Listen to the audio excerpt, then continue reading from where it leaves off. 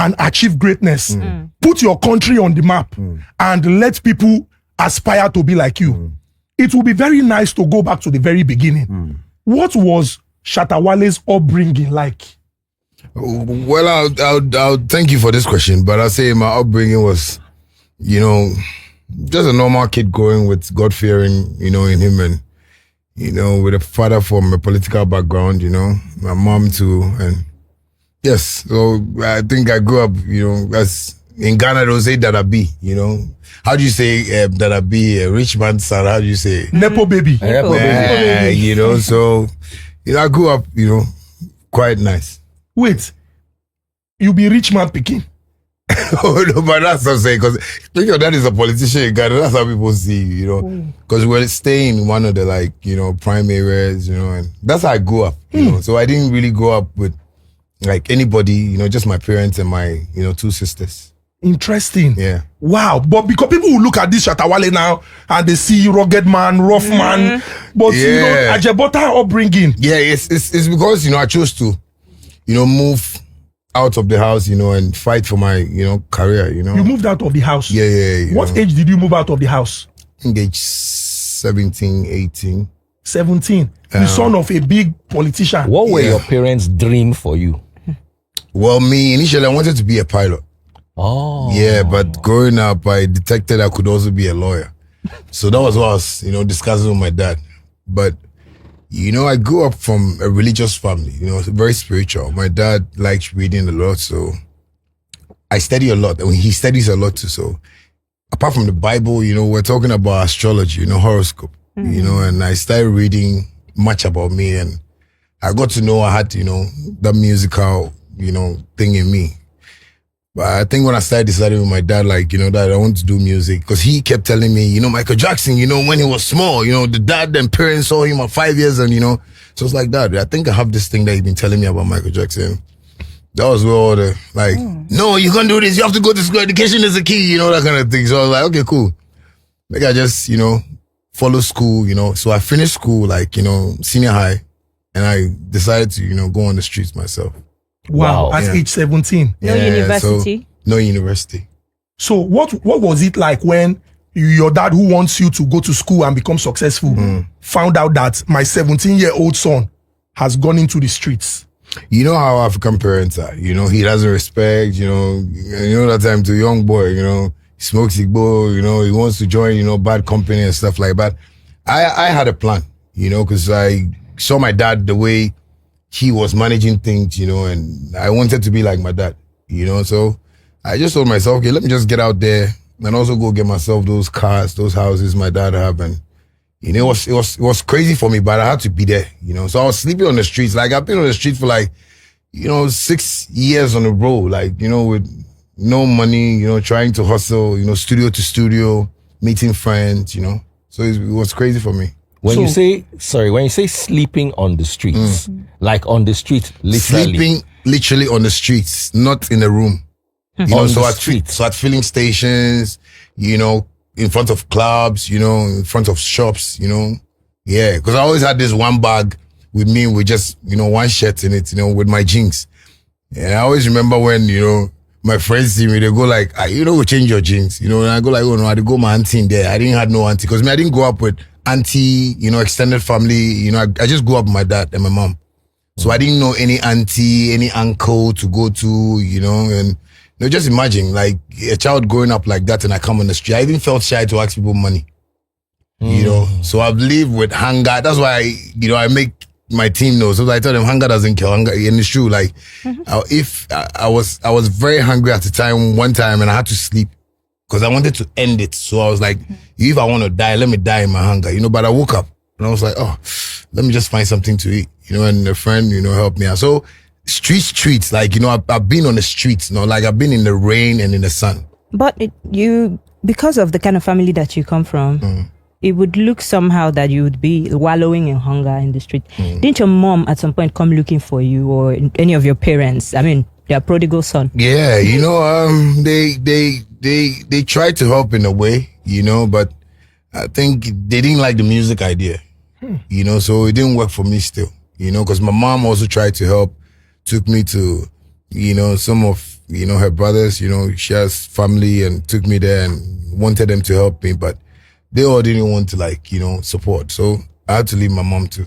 Wow. Yeah. She wanted them to help you do music. Yes, you know, so it wasn't only my family, like my friends, everybody that I saw, I was telling them, you know, I have this thing that I want them to support, but none of them, you know. So what kind of scenario, like, made you leave the house? Was there like a fight, or did you just disappear and run off one midnight? Okay, that's a good question. You know, so my mom left my dad, you know, so my dad also brought in a stepmom, and you know how the situation is, you know, so I think it brought a whole lot of confusion, and I had to also find my way. Yeah. Wow. What's your relationship with your dad like today? Now he's like, he calls me bad man. Yeah, because you know my dad never said. So when I was growing up, I couldn't even buy like water, you know, because everything was being bought for me, like so I don't know what I would even do for my dad to even appreciate. But you know, I think one time he came to one of my shows at the stadium, and after, he was so happy about it.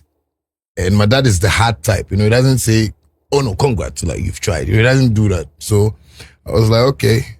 So when I started buying properties, that's where he started, like, you know, talking to me like a real man. You know, like, Junior, like, you know, I knew you could do this. I said, nah, that's what I wanted to show you. So everything I'm doing, my music, life, when people see me fighting on social media and stuff, are not for like people. It's for my dad. I wanted him to have that hope in me that I could do it. Like, you know, because kids leave home and, you know, they become drug addicts, you know, they go wayward, you know, they follow friends and stuff like that. I was being careful, but being careful even wasn't enough for me, because I was getting into troubles at the same time. You know, sometimes you move with friends and you get police cases, you get like court cases and stuff like that. But God was taking me out of them, and I was learning gradually, you know. So I just left everything and just said, let me just continue with this music thing. And I think he's proud of that. He saw that I didn't, like, you know, follow just any friend on the street. Yeah. So you said you left home at 17. Yeah. And for like 6 years, you were sleeping out on the streets. Raw. So we are looking at maybe from age 17 to like 23. Yeah. Was this when the bandana phase? Yeah, so that was when the bandana phase came up, you know, so from school, after school. So now I think that period, and that bandana phase was the most scariest part of my life. Because I was a star, but I didn't have anywhere to sleep. Wait, you were a star? Yes, in Ghana. Sleeping on the streets? The perfect heart. By star, what type of star do you mean? Oh, like Shatta Wale, you know. But yeah, you know, like, you don't have anywhere to sleep. I was sleeping with my girlfriend, you know, my girlfriend too, she was sleeping with her parents, so the man wants to sleep like 2 a.m. before I go and sleep, and I wake up at 4. You know, sometimes, you know, she's my girlfriend, so if you go inside, we have to do some, you know, pass more. So, but before I realize, 4 a.m., 5:30, you have to wake up, leave the house before the mom wakes up. So I wasn't having that relaxation, you know, that free mind to move. You know, it was crazy for me. But That's bandana. I'm a bit confused. You know, you said you're a superstar at the time. You were a star, Yeah. Shatta Wale at the time. Didn't you monetize your talent as to getting money to live at least a comfortable life? Because people would ask, why are you Shatta Wale and you're still sleeping at your girlfriend? Yes, you know, this is like a Gen Z question. You know, those times YouTube wasn't. Oh, that wasn't. I wanted to say Facebook that. wasn't. The only thing that was there was High Five. And High Five, you know, you couldn't upload your songs on there. So those things were in there. So that was what brought me like more stress, you know, because you don't have anywhere to put your music on the platform. So to monetize, it was radio.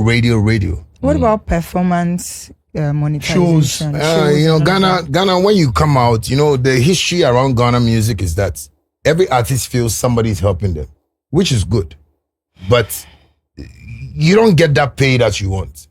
For instance, maybe if it's Daddy Freeze that got me, you know, to come out and, you know, people know me and stuff like that. He has power to call me and say, Shatta, come and perform for me here. Oh, Daddy, please, I don't have money. Hey, find money. So me, those days I go to shows with taxi. The star. Yes, stars. Bandana the star. Not only me, like most of Ghanaian artists, that is how our story has been. You go to shows in a taxi. Yeah, in a taxi. And you are a superstar. Hard. HM, I need to tell you something. Plantation Boys, You know Plantation Yeah, I Boys know that Plantation time. Boys, yeah. They had a hit album. They were performing everywhere, and they were squatting with one guy called More Money in Festac. I know when they bought their first car, they had been stars. They graduated to taxi from bus. So now I want us to throw some light on this. How did you move from the famous star? They say fame without fortune is nuisance. Exactly. How did you move from the fame without fortune to where you are now? How did you go from no house to at least managing one small flat, one Tokumbo car, to the Bentley, the Rolls Royce life? Well, you know, I'm prayerful. You know, so most of the times I have time with God. And I like to call myself, you know, my dad, my family name, that's why we're Junior, you know. So sometimes I go like, no, Junior, maybe you have offended somebody. Maybe you have stepped on a toe that is God's servant or God's child. So I kept praying every time. And I know if most of my friends, my old friends are watching me right now, they will attest to it that every Saturday I don't eat from morning to night. I was smoking a lot. I was feeling maybe it was depression or something, but every Saturday I need to do that. And I was keeping the Sabbath holy. That's what I told myself. So I was constantly praying, you know, telling God, you know, if I've offended someone, he should forgive me, you know. So that was my prayers. And during that period, I was learning how to play beats as well. You know, so that was what was keeping me, like, you know, let me just learn this beat and, you know, still keep praying. So those were the things I was doing. It was just one day that, you know, I found out that like people were loving my beats. And I was like, okay, let me just continue. So my then girlfriend, she loved this song. Obia Niju. When I think about the things you do. She'll be dancing some way, you know. So I was like, the way this girl is dancing like this, why don't I used to play something that, you know, will go with it? Because she's my girl and she's always dancing to Obia Niju. I was like, no, I wanted to dance to my song. That dance made me play Dancehall King and change my life. So Dancehall King was the song. Dancehall King was the song. That changed my whole life. How exactly did it change your life? Because from playing a song and thinking, oh, it was one of those songs. But then waking up one morning and like everybody was playing it, and there was this festival in one of our towns, it's called Kwewu. I woke up one day and everybody was calling me, yo, Charlie, the way they play your song, I was like, what are you talking about? Like magic, everything started changing. I started getting bookings, you know, and I had my plans already. So I was like, then let me start saving, you know. So from the shows, I started, you know, building myself up. At this time, were you still Bandana or you had switched to Shatta Wale? Rebranded to Shatta Wale. When did this happen?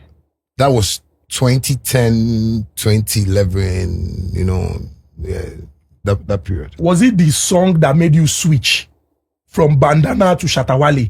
I had already rebranded, you know, changed my name from Bandana. But, you know, like the way our media is, you know, I couldn't announce it or anything. I just changed it personally. You know, so change my Facebook names, you know, everything to Shatta Wale. So playing that song, loading it on our Facebook page, everybody knew it was Shatta Wale. So that was how come, you know, people started getting to know it. And people even didn't know that it was the same bandana that was Shatta Wale. Wow. Where did the Shatta Wale come from? Yeah. Well, I think, you know, I have a little bit Jamaican, you know, genes in me. So, you know, I was like, look, I'm a hard guy, you know, because, you know, my friends see me and sometimes they tell me, Charlie, if I go see that, the freeze make it. I say, fuck it, bad man, we go make come. You understand me? So I was giving myself that motivation. So I was like, no, myself, the way I'm hard like that, let me just find that name in Jamaica that is hard, you know, but I won't spell it like a Jamaican name. So a Shatta in Jamaica is like a bad man, you understand me? Like a real tough guy. So I just said, oh, let me spell my own Shatta and add the Wale to it. Wale, you know, I got from school. It's an abbreviated word, you know, World Alerted Lyrical Entertainer. So I gave myself from school long time. So I was like, let me just join these names. And it sounded nice. I didn't get that word. Yes. World Alerted Lyrical Entertainer. So it's global, international. Yes, you know, so I was just motivating myself through that name. So it is interesting to hear you say, when people would come to you, they would say, let's go and meet this person. You say, no, I'll make it. I'm a bad man. Yeah. Every time, or most times in the news, is either somebody is looking for Shatta Wale's trouble, Yes. or Shatta Wale is giving them trouble. Yeah, they like worrying me. They Why love does me. everybody have beef with Shatta Wale? Okay, I like this question. You know, I'm like that guy in the house that mommy said, don't open the soup. Don't, take any meat from the soup. I was like, but the soup, there's meat inside. We need to chop. So Ghana music has been like, this is how it is. Nobody can change it. And I was watching the artists and how I came up and the stories my dad told me, and I was seeing it in everybody. Like I came out and I saw like everybody was like good poor.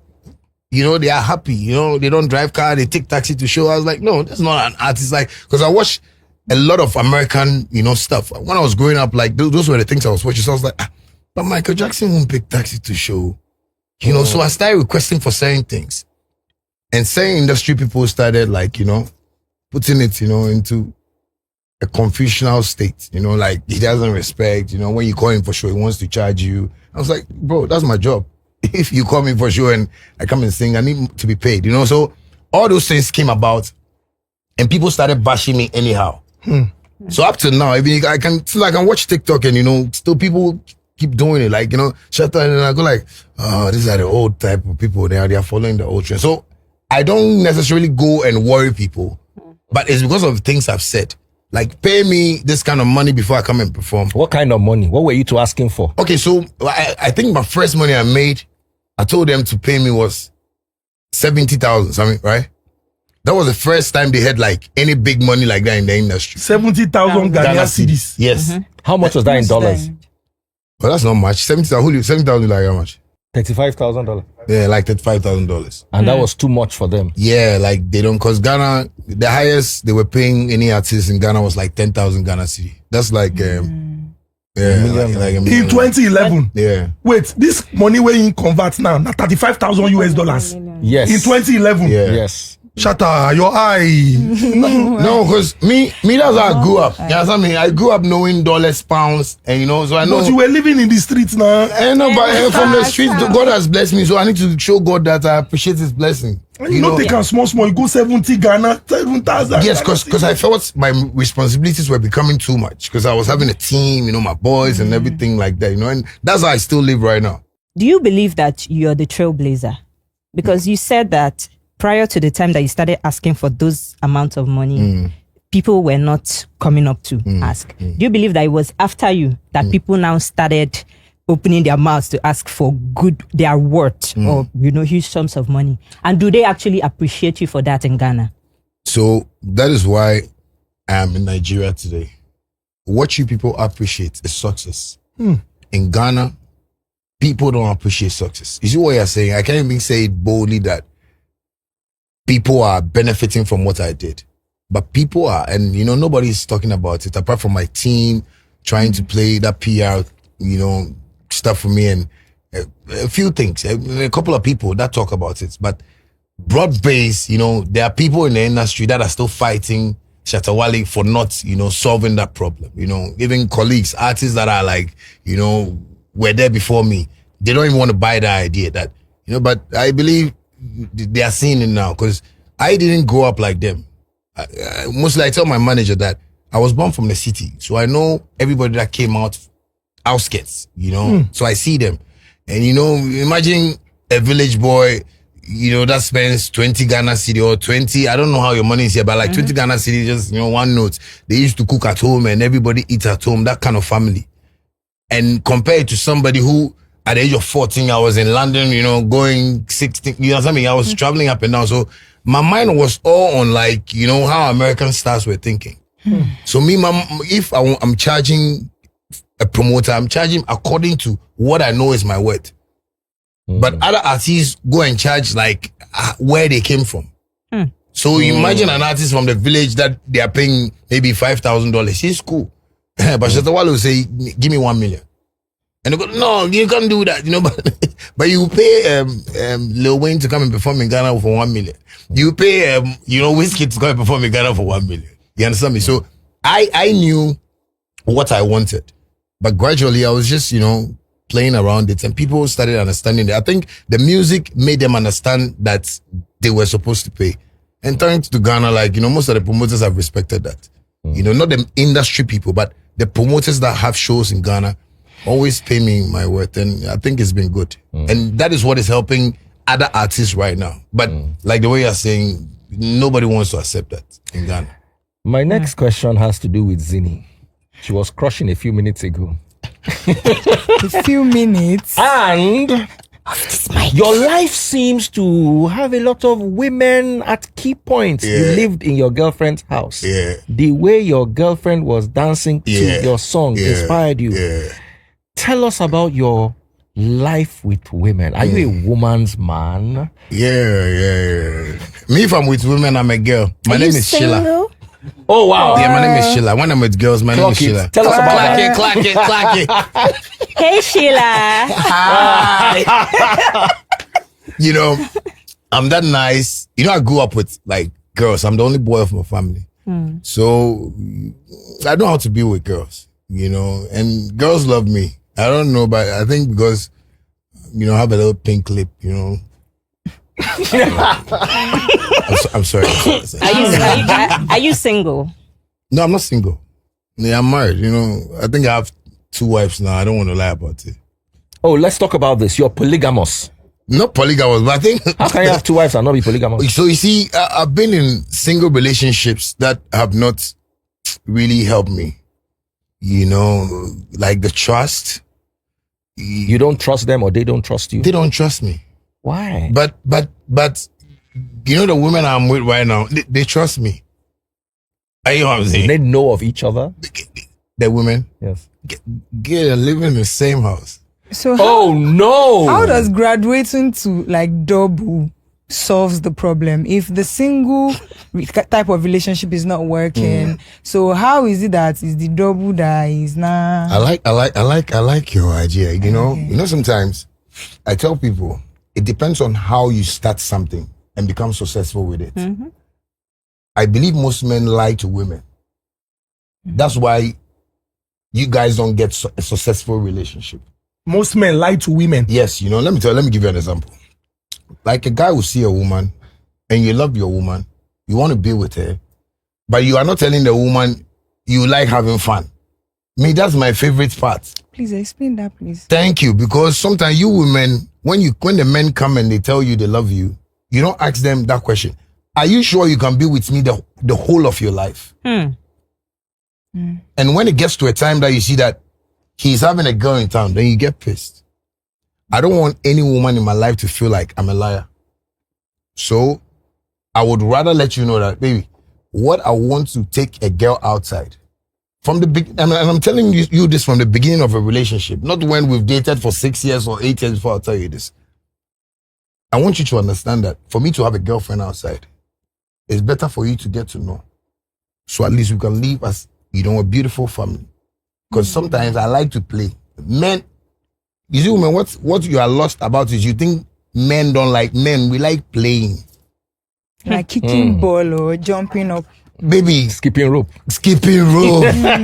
Yeah, I mean, we like, it comes past us. Don't let anybody lie to you. I'm a man of God and I say the truth and nothing but the truth. I can't defend men on this matter. So if any man is proposing to a girl now, and the girl asks you, do you like going to a strip club? Tell her, yeah, baby, I love it so much. No, I like the big ass. You have to be real. So that the girl will psych her mind in the relationship she's entering or going into. What if the girl likes going to a strip club? How would you feel if one of your girls or one of your wives comes home and says, there's a male stripping club. I want to go. Yeah. Or I have this guy that wants to take me out and we might end up at his place. Would you allow? I like what you're saying from what if one day your wife comes home? One day. Yeah. One day. It means you guys didn't decide. Okay, let's say so what was the decision? What if she said it from the beginning? So if she said it from the beginning, I'll go like, wow, baby, that's good then. Because me too, I like strip club. So you like the male one, I like the female one. You see, life, you have to just be understanding. I don't conform to what society tells me and I feel that is right. I want to learn myself. I want to discover. So I tell the girl, and she tells me what she likes. And I say, oh, okay. Are you open? Are you still open for audition, or are you stopping at 2? Oh no, I think 2 is okay. Are you sure you're no longer auditioning? No, I'm not doing 2. I'm not doing 2 because I feel I can do 3. I feel every man has that character. Every man. Every man, Which every man. character? Please, character of taking another girlfriend when they are dating you. Okay. I'm sure you have plenty stories like that. You will tell me later. Yes, I mean, He's a cheat. He was lying to me. I caught him with my friend. I don't like men. Men are so wicked. Men are not wicked. You are not very careful. like you see, we have to be real to life. You understand me? We are all not perfect. Your husband can be with you today, go out the next day, see some young girl. You don't know, you might think it's spirit. It's not spirit. I don't believe in juju anymore. Because I've been a juju, you know, how do you say, jujuist. Jujuist. Juju activist. I want to be yeah, you know, because I've seen what God can do and I've seen what, like, you know, so I tell people, let's be real with ourselves when it comes to, because relationship is very important. You understand me? True relationships, you know, people have died, you know, people are depressed, some people are mad, you know, just because of just one lie. You know, so I feel for me to have a girlfriend outside there, it's better for my wife to know that, oh, this one, I like her. She can also be, so number 2, let's go, come on. So that, you see my wife, if you ask my wife, does he go out to, she'll tell you no. Yes. Because I don't have anywhere to go than to be at home. With the 2 women.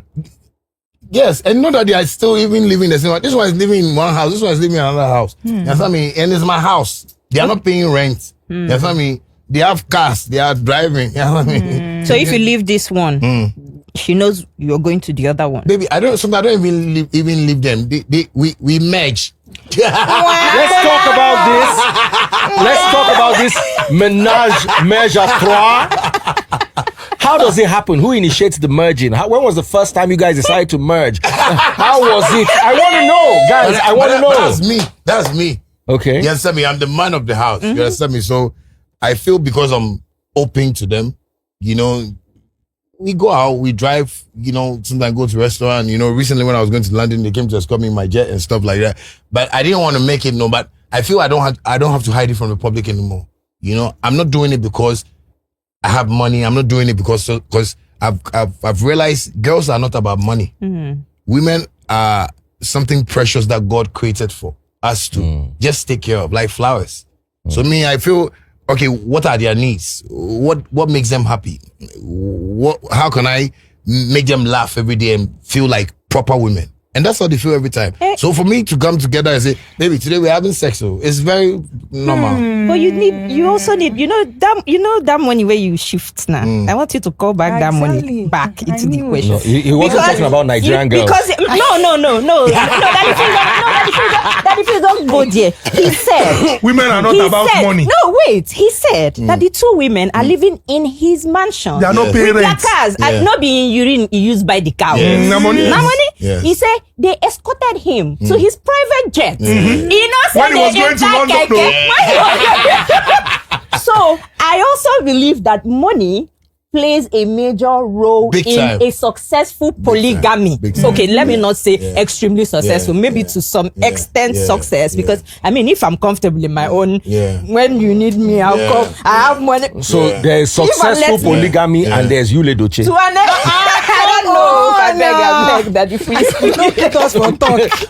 Sorry. So I just wanted to bring back that money that he set aside. Yeah, because you know me, I feel they've never given me pressure with money before. Do you think that if you were poor, you would have had this beautiful thing you're talking about? When I was poor, the girl I was dating, like my first baby mother, she's, you know, very beautiful.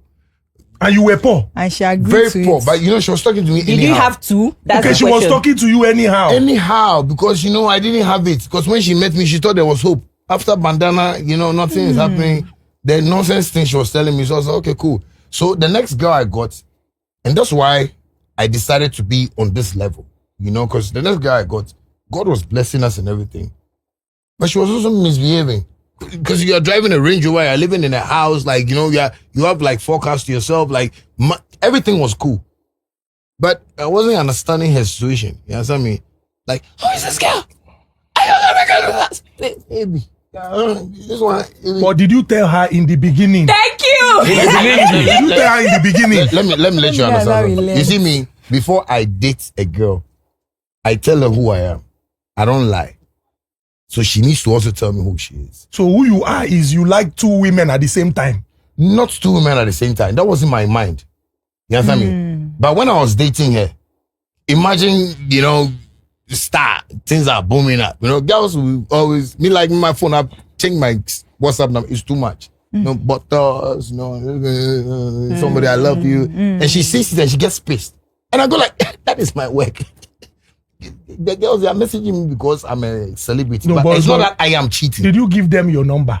Because somebody cannot send you Botox if you don't ask for Botox. Oh no, that one I realized. Somebody, people have been sending me things without me knowing where they got the number from. You understand me? Yeah, that's how my WhatsApps pop up. You understand me? So it's not like I am giving girls numbers to text me.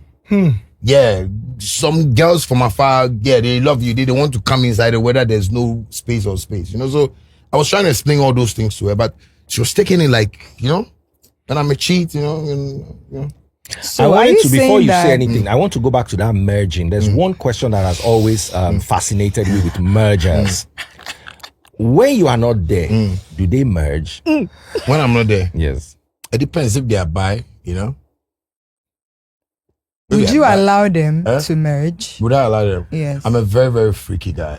I'm a very fun type. I think guy I've to gotten be. my answer. Yeah. Yeah, you can ask. So my question is, do you think or do you believe that everything you just analyzed about this whole polygamy stuff, do you believe that it is the reality of every single man? Because when you say every man, there was a way husband material shouts.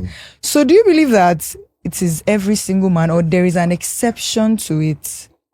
You see, life itself has been treated in a certain manner for us in this world. And society has, defined certain things that we feel. You see, when you even say polygamy, I don't even like it because I don't like the word. I want to use my own word. Like What's your word? like Shatta because I feel it's my decision. Something that I felt would make me happy, and it's making me happy.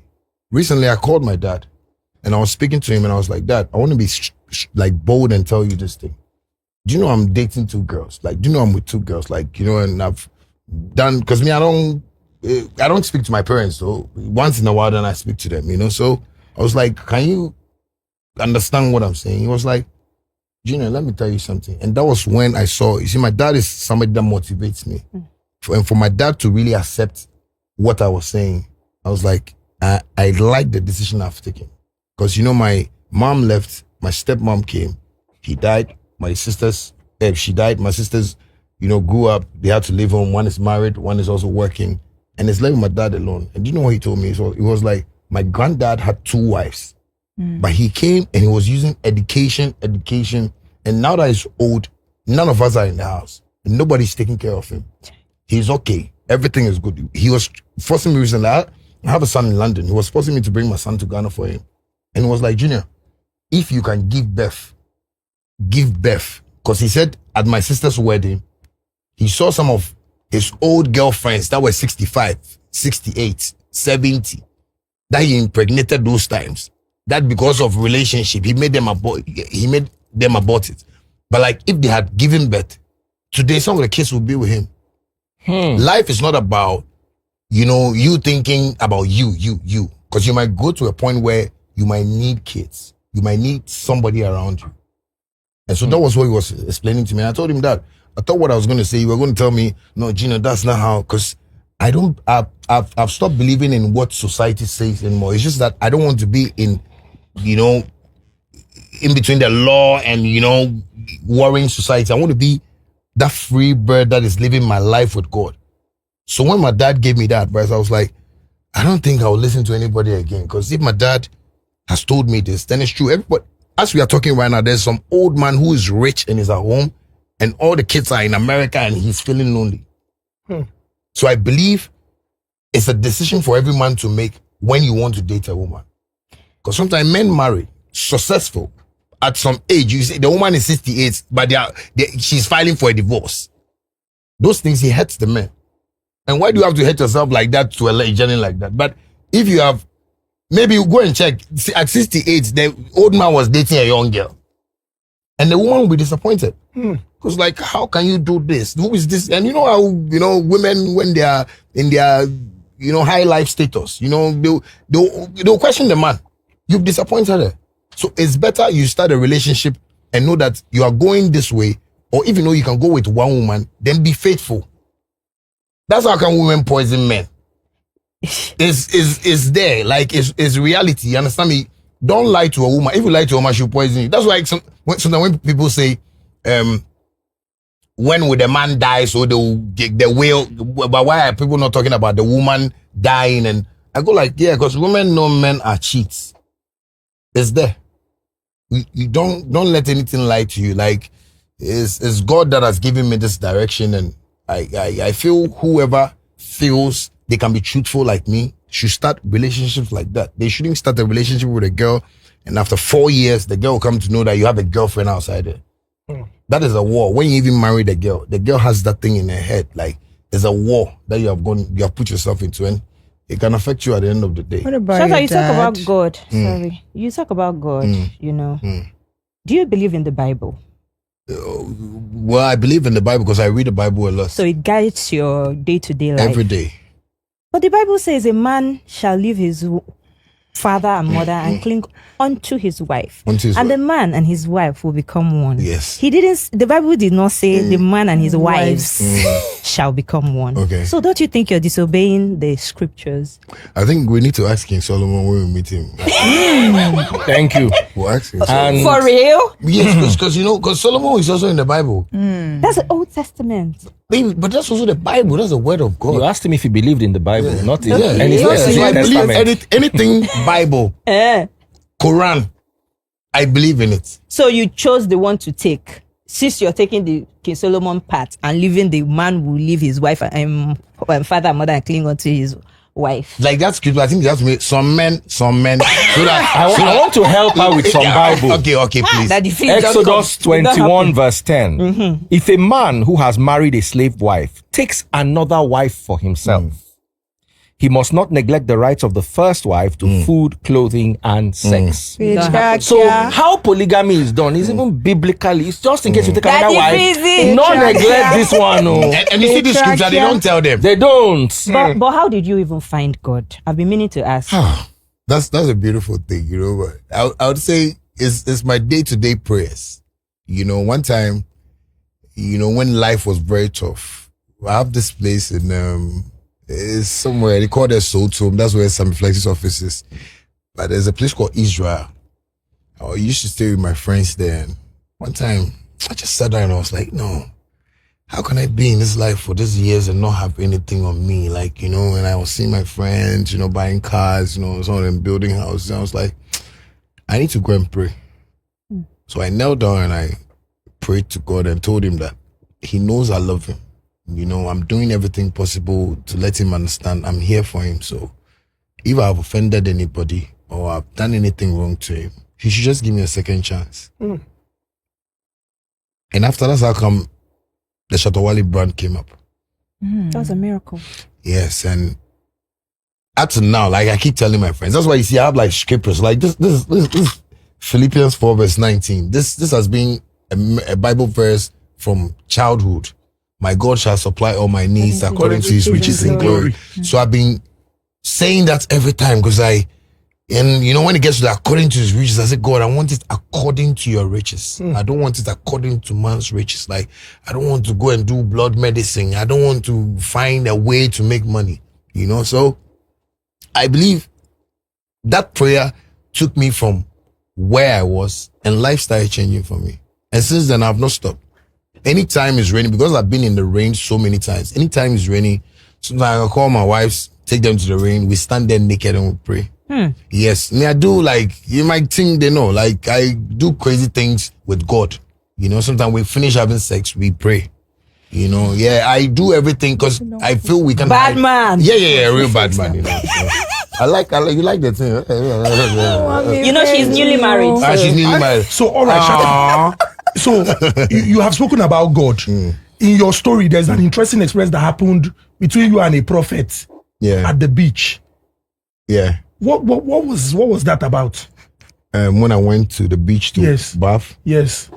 Oh yeah, I think I came back from jail. You came. Before we talk about what sent you to jail? What sent you to jail? I like your program. That's why I've been watching it. You know? What sent you to jail? So I think a pastor prophesied I was gonna die.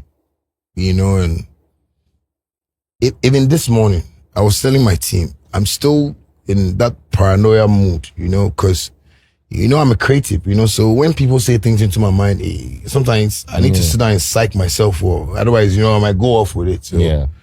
you know, I just saw a publication that, you know, I'll be shot, you know, by 4 people and, you know, in my car and blah, blah. So the thing was circulating and I was expecting like, you know, at least the Ghana police or, you know, people to just, you know, because my fans were also tagging Ghana police and nobody like paid attention.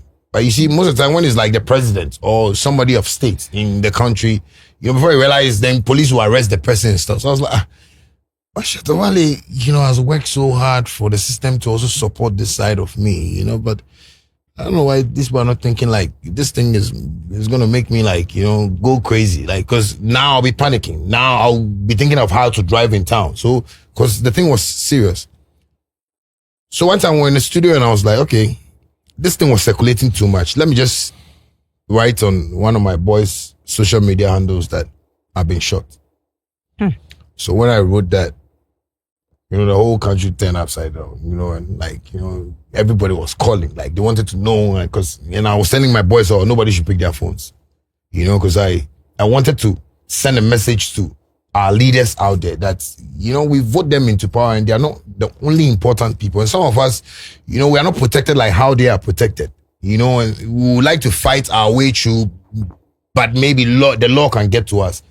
So I was just trying to send a message with what we were doing. But later, you know, the police wrote a statement, you know, we went to the police station, they arrested us, took us to court, said we were disturbing public peace, remanded us in one of the prisons in Ghana. You know, me and my, I think 5 friends, you know, including medical.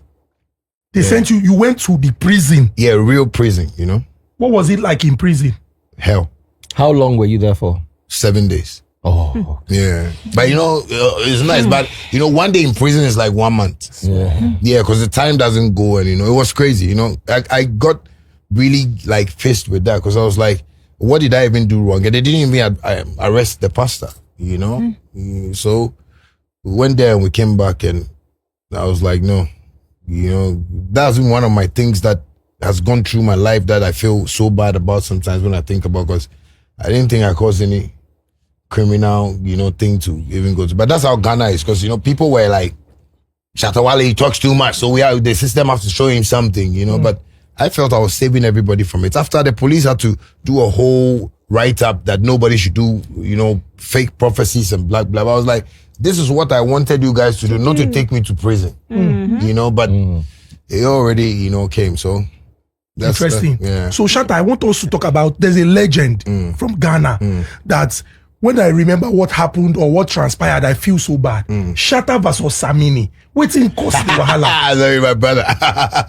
Waiting caused the wahala. Samini was like, you know, a colleague that we were just trying to make the entertainment industry, you know, look good. You understand? But sometimes when you don't understand the business, you might think what your other opponent is doing is like, you know, he's trying to attack you. But I tell people, like, it's like boxing. You know, here, that's why I say I love Nigeria. You know, you can see Portable and Kataefe fighting. You understand me? And it's beautiful. Ghana is, the other guy who will say, you know, he won't do it, you know, because they don't understand the business. You know, me and Samini weren't any, like, physical stuff. But, you know, it was just, you know, lyrical kind of thing. But the system took it so serious. He hates Samini. He doesn't want, and Samini will be bigger than I said, which bigger we are talking about? He said, you get lyrics. I get lyrics. Let's do something small. Now, you know, they create a whole lot of meanings to it. He wants to use you for fame. He wants to stand on your shoulder and go. I said, you boy don't know. Now Samini is no more. The next thing is Stonebwoy. You know? What happened between That was you? crazy. Yeah, that was wild. We saw gone. That was crazy. We saw gone. And so that's what I'm saying. Me, I don't carry gun. So why do somebody have to carry gun? That's the problem. You know, so what have they told you to the extent that you feel like, okay, let me just carry a gun and hold so that if Shatta come, I'll shoot him. What comes into your mind? But what did you say to him? Because if you say certain things, you cannot judge how people will react. You know me, like, I like teasing people. So if you don't think I'll tease you and it will get to you.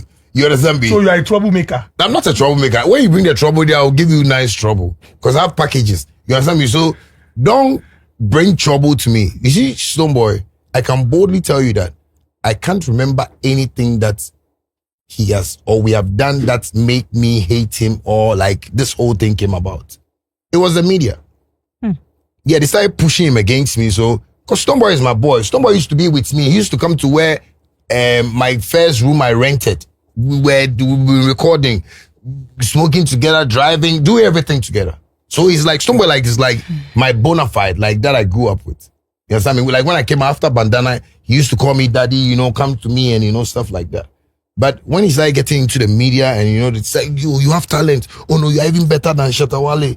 That was what got into his head. So he had like that protection from that side. And so he stopped seeing me. I meet him in town because he's with some media people. He just wants to like, steam and, not even pretend he knows me, like, stuff like, so I was like, okay, if this is how you want to do it. And, they were spreading it too much, anytime on the media, even Stonebwoy respects more than him. So I said, if people use this by me, I'll go to me. And that's how I am. If you attack me, I'll attack the whole studio. So me, I was attacking everybody from any side. You understand? Because I say, hey, this is a war. I like this war. So let me just keep shooting. So I was just giving in to everybody. So I was like, it was too much for me. Because from Samini, that headache wasn't small for me. To come back to Stonebwoy, they even tried Sarkodie a bit. But Sarkodie, didn't want to buy in with that. They even brought it to Black Sherry recently. You understand me? I feel what have changed is what is causing the problem. Because me, I've been preaching about let's make money. You have to be rich, save, buy a house, watch your family, you understand me, live life, And I feel the system thinks I'm trying to push something that will worry them because there are some people in the industry that use the artists for business. That's they get shows, they go and take the big money, they come and give them small, they go and play for them, and so they think that is their business. So what Shatta is doing will destroy their business. So I feel me doing all those things brought that, let's use someone, pitch someone against him and fight him and stuff like that. But I think I don't have any problem with any of them. Apart from Samini that, we're just, going, back and forth like that. But with Stonebwoy, I've been telling people, like sometimes when I see him, I feel bad, because I feel like I'm not fighting. So if Stonebwoy comes into the studio right now, are you cool with him? I'm cool, but he can't watch me. He can't look at you in the face. No, he'll fall down. Wait till happen. No, like my spirit is too big for him. When you meet people that their spirit is too big, You understand me? And me, I'm too confident. You understand me? I'm not the fake type. You understand me? But with things he says, he doesn't follow it. You understand me? And me, things I say, I follow it. When we say we are coming to beat you, we are coming to beat you. We are not coming to play there and coming to ask you what is your name. You understand me? So he knows me well like that. And with things he has said, he feels if he meets me one-on-one. Recently, when we went to the World Raffle something, the World Cup, out of nowhere, he has to take his hand and he wants to shake me because he feels maybe he's doing that in respect of the president that was there. But it was out of panic. Because they know I don't care if somebody is sitting there, I can do whatever I want to do so that the worst will happen. And that is Shatta Wale for you, but I don't like creating that picture for people because I feel people have come to love me so much that, to call certain things, it's not important, but he knows. You understand? It's just that it's so sad that he feels that like he's in a competition with me. What about Burna Boy? If fighting for the industry of Ghana is why all this beef happened, what about Burna Boy? Okay, that's another beautiful story. When we were coming in the car, I was telling, Baba that, Burna Boy is the only artist that respectfully called me from Nigeria and told me he was coming to Ghana, but I should come and pick him at the airport. I've never done that for any artist before in Nigeria, and I felt some way because I was like, I know Burna Boy, and that time he was like in his low, time. So I was like, okay, let's go pick him. So one of his friends, the Nigerian, came to meet me in Ghana and said I should. So we picked him at the airport, brought him down.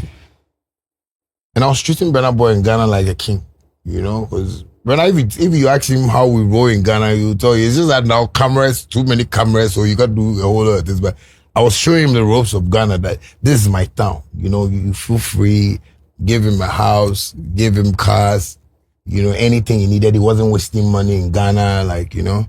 But I had this team I was working with, and they were messing up. So I actually told them that I didn't want to work with them anymore. All like 5 or 7 of these boys that I sacked were calling every rich man or every special person in my life to tell them I'm fucking their wives. What? And one affected Burna. That's what they told Burna Boy, that I was fucking his girl he brought to Ghana. And he just brought it in. I have like billionaire friends that they called, and they, you know, the men were like, if they called them for this kind of things, they're going to arrest them. Like, they should stop, you know, they literally wanted to break me to everybody, you know. So they told Burna, and he got to a time, you know, when he left me in Ghana, things weren't good for us still, because, you know, when he came to Ghana, you know, me, I already settled, you know, like, you know, have my properties and my businesses running and stuff like that. But I was always praying that, Charlie, this guy, making hits, and, you know, maybe life could change for me much more better, you know. So when I saw like Burna like moving to like places, I was like, always messaging him. So bro, like, you know, you need to call me. And the mom is like my mother, because one time Burna had a problem in Ghana. They had to drive from Nigeria to Ghana. I met them, took them somewhere safe, was taking care of them. You understand me? Like, the mother knew, like we're brothers. So I was like, when I saw him moving around, I was like, let me just be messaging. I've been messaging, I don't understand. Like, he doesn't reply. So I was like, let me call mommy. So I called the mom one time and was like, you know your brother now, he leaves his phone and blah, blah. I said, mommy, tell him I want to talk to him. I'm loving what I'm seeing, like, on the internet. Like, you know, God is, you know. I didn't know they've told him, and he decided not to talk to me. Sure. So, sometimes when I sit down and I watch Burna now, I go like, I thank God I never depended on people, but I also fought for myself to get to where I've gotten to. Because if I hadn't fought well enough, my friends would have made me lose an opportunity with Burna.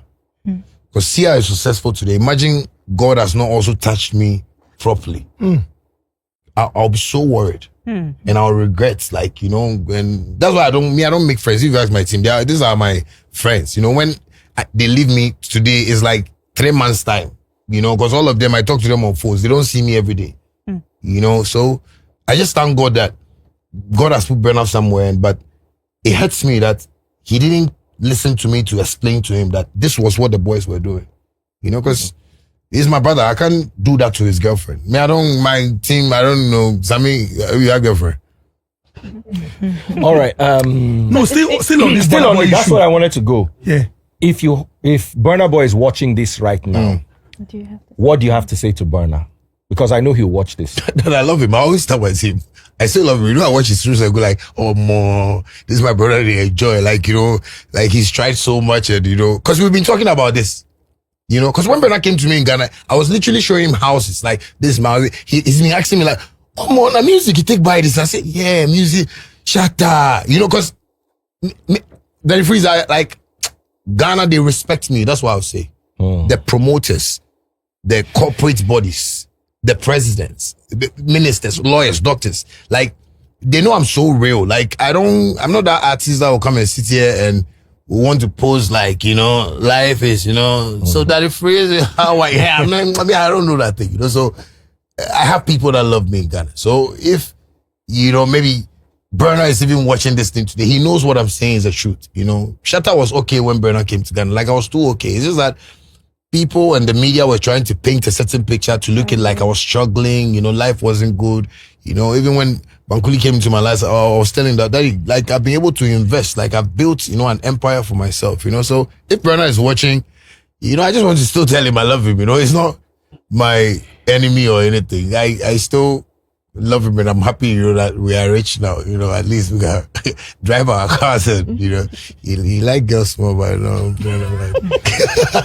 you mentioned something earlier when the prison thing happened, and people said, oh, leave him. Yeah. They do too much, you know. Yeah. People think you're very audacious. You don't have any filter. You say it as it is. You're not, they would say you're not diplomatic. Yes. Don't you think that would give you a lot of enemies? Or are you not scared of enemies? No.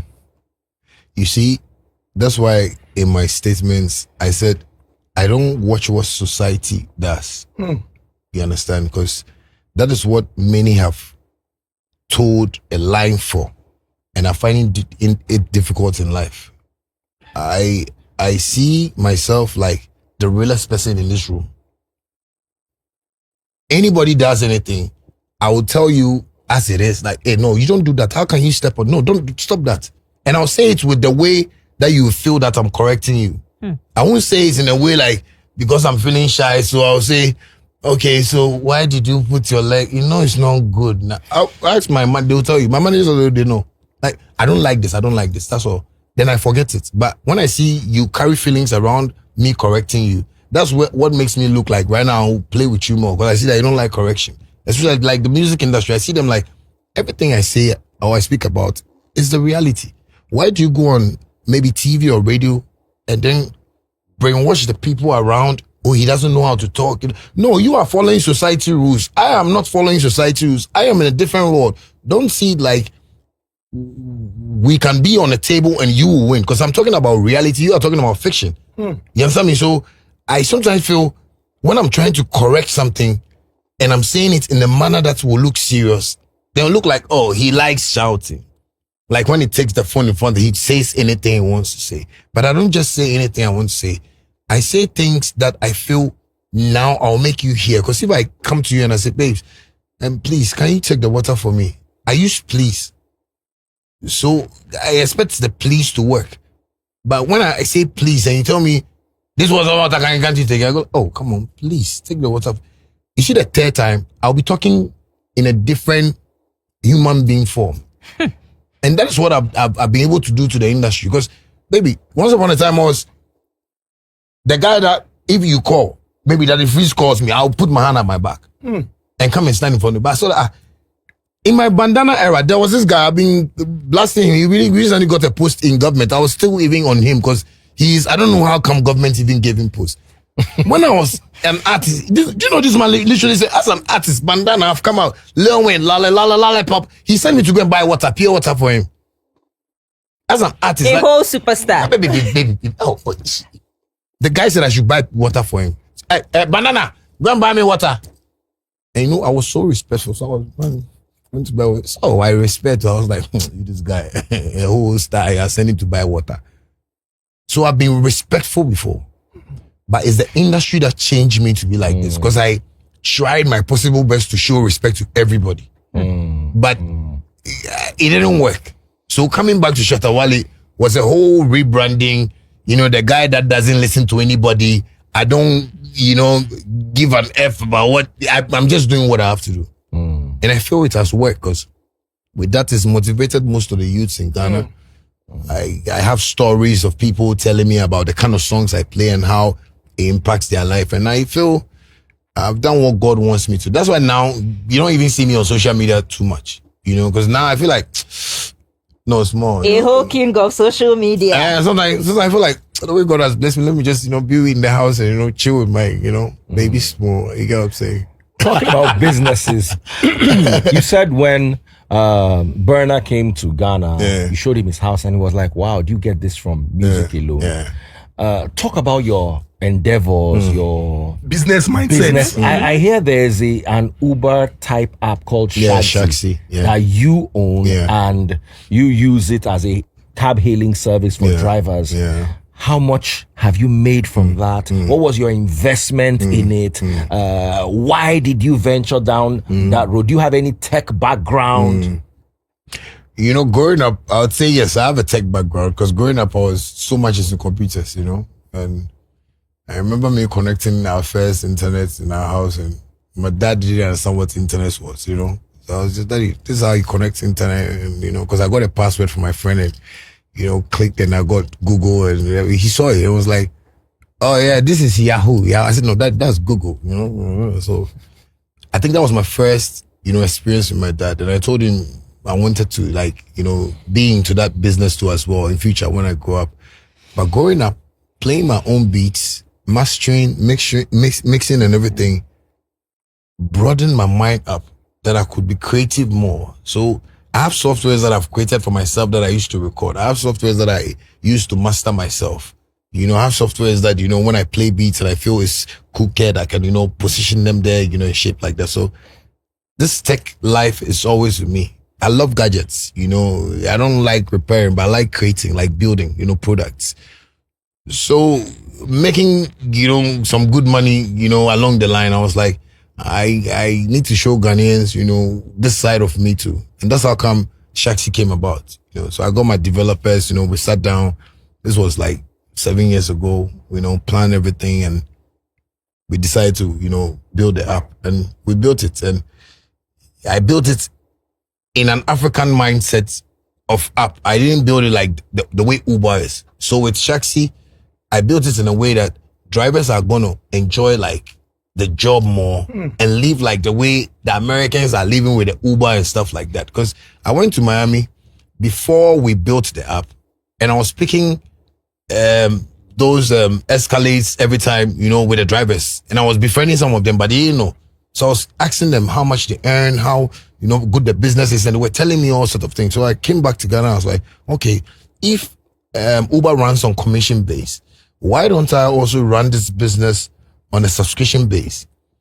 Because in Africa, to even work on that commission base, it will be tough for the drivers, and that's why the drivers are even facing difficulties with this kind of business. So I told my developers, okay, cool, let's make the drivers subscribe 20 Ghana cedi and use the app for 12 hours. And I think our first launch, it went well. The drivers were all on board and stuff like that, but it was a Google like map services, the bills, that was killing me. Because after the first launch, we had to pay like $30,000. Because people were on the app so much that the map was running. And most of the times what eats like this ride-hailing services are the maps. So it was eating. The first one I got like scared. I was like, hey, 30,000 for just launch. Then 1 month there, then I'm dead. So I started like, optimizing the app. I speak to my developers, we're trying to create this thing. Now it's, at a place where we have our own map now. But it's being like a 5-year business now. I wouldn't say it's not looking good. It's good. It's just that I buy most of the cars because in Ghana, you have to, we have something we say, don't call me. I don't know how you say it. You have to make noise to them. Come and take taxi, come and, before they will come. So I'm always trying to create like campaigns around it. My team always try to help. If you see like Sammy Flex's page, like anytime he has to do his program, like he puts like Shaxi ads and stuff like this. So it's been good for me though, but Shaxi is not a one-man business. As I'm here now, I'm even talking to like partners outside, even the government in Ghana, like, I've been explaining to them that Uber, is being managed by, a couple of investors, Yango boats, from Russia and stuff like that. So if government can come on board for me, at least it can be a national, agenda for, us to push, our local app rather than, using the foreign apps that are not favoring the drivers. Because up to now, most of the drivers are complaining about the foreign apps, which I tell them that is why we have something like Shaxi. You subscribe, you own the app. So nobody tells you when to work and when not to work, So that's one of the things I've created. And apart from that, I have other things I'm also working on as well in tech, So I'm just good in tech. Apart from tech, I do real estate too. How's that going? Real estate is good for me because that's one thing that has helped me. My business manager is here. We like buying, houses and,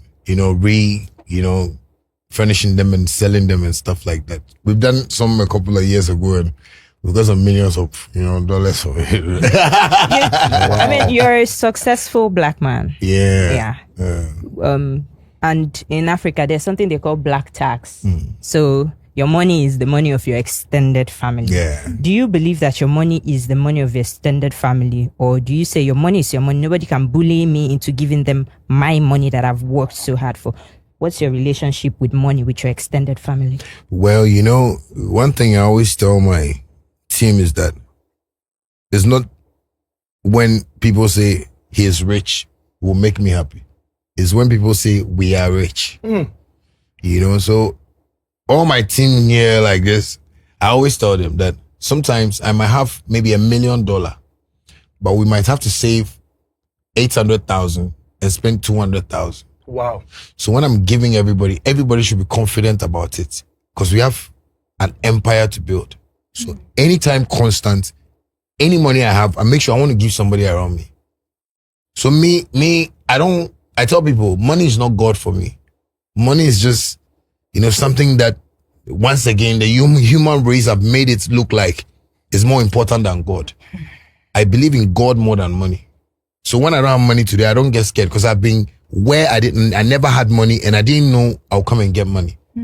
So me learning from that, I feel anytime I have money, people around me should be okay.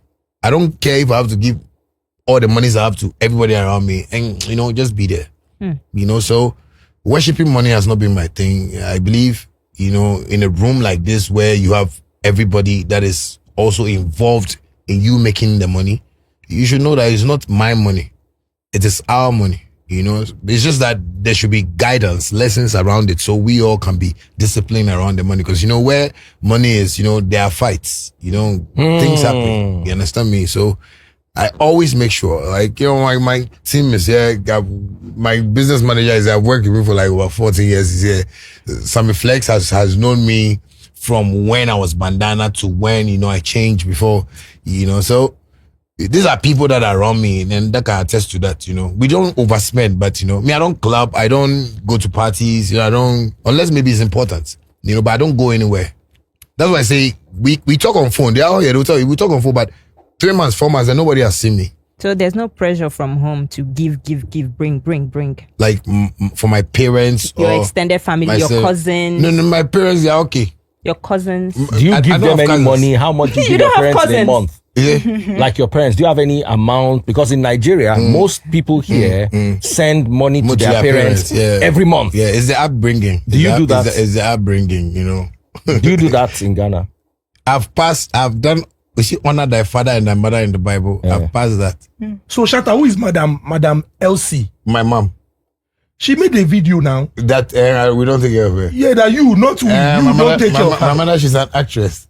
No, wait. You see the way people see me online, you feel like I'm angry. That's what you have seen. That's like how I can say it was, my sisters, my dad, nobody was happy with what she did. Let me tell you what my mom did. She has a problem with my dad. But you guys are grown. For 25 years now, you guys have been quarreling, fighting. And I'll be telling you, talk to each other. When you guys were going to have sex, you didn't tell us. But we are here. Now that we are here, you people say you are not talking. What if God say we should enter you? Who will take the sperm? Who will take the cum? You understand me? Talk to each other. I'm real like that, please. Because I want people to understand. So talk to each other and stop behaving like this. Otherwise, if people die with this, I don't know who's going to judge this case.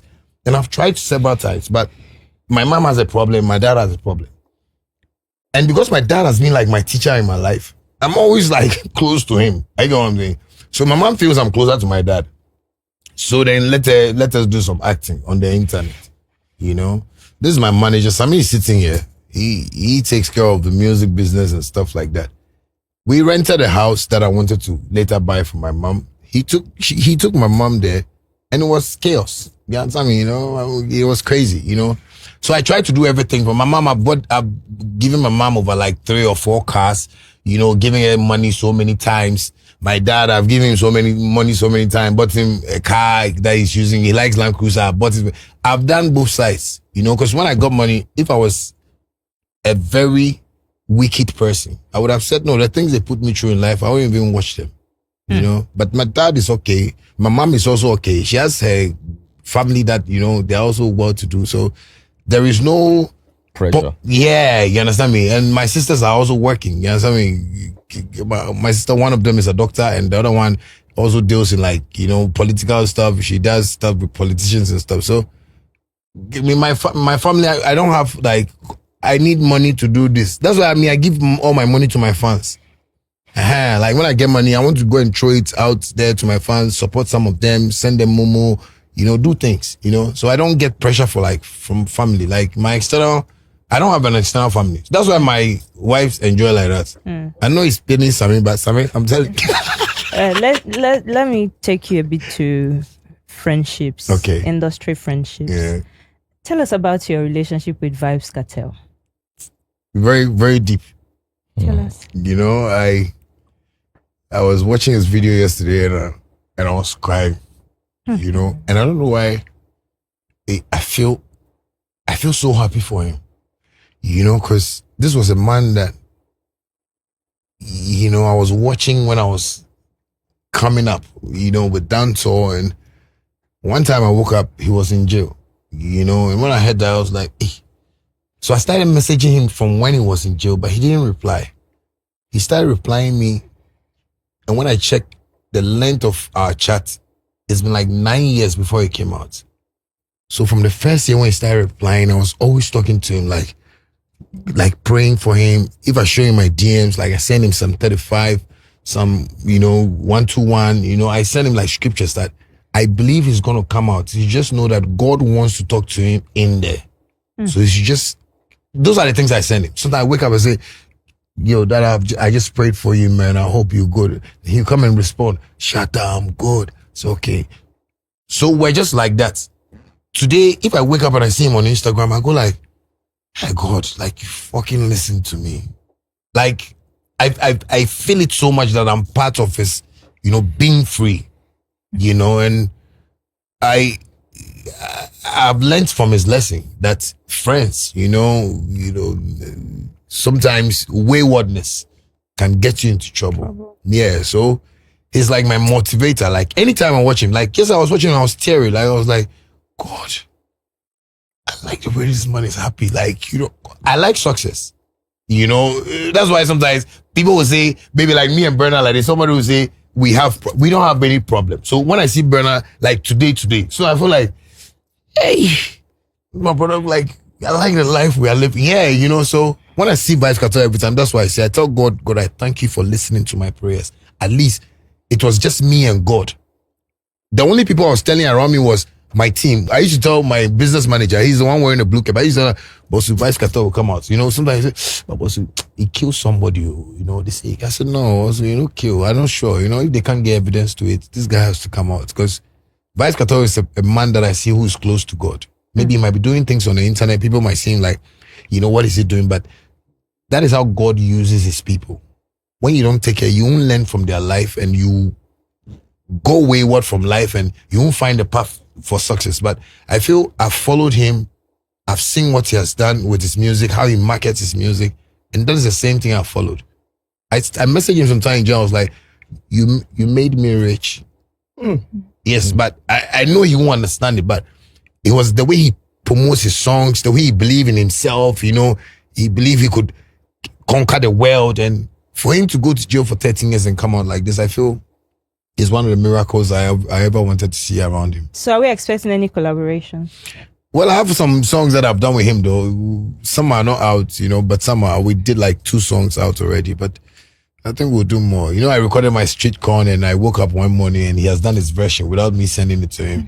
Wow. So I was like, wow. Yeah. So it's like my brother, like, my big brother, and shouts to Vybz, man. Interesting. So you have spoken about your business mindset and I'm sure that so many people will say, wow, because the thing we know about our superstars is what we see on social media. Yeah. It's nice to see that you have invested outside music business, but there are so many young people watching this and I would like for you to answer this question.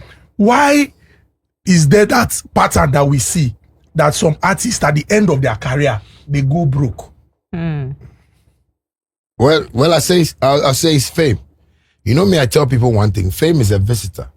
When fame comes to your house, it's either you control fame or fame will control you. Please say that again. When fame is a visitor. When fame comes to your house, it's either you control fame or fame controls you. Some people don't know when fame enters their life. So it's like you're in a room and somebody enters there and the person starts breaking your TV, breaking your glasses, and you can't control that person. That is the spirit that people have. I believe fame has never controlled me before. You know, sometimes people talk about, oh no, but the branding, the branding be mindset, it be money. You understand me? Make money. You understand me? Don't think about saying things that people are. That's why I say things that society says have really worried a lot of people. So you find new artists come up and they are famous. The next minute, they are talking, their language change. You might know an artist today, but tomorrow you watch him and say, why is he feeling like, why is he talking like that?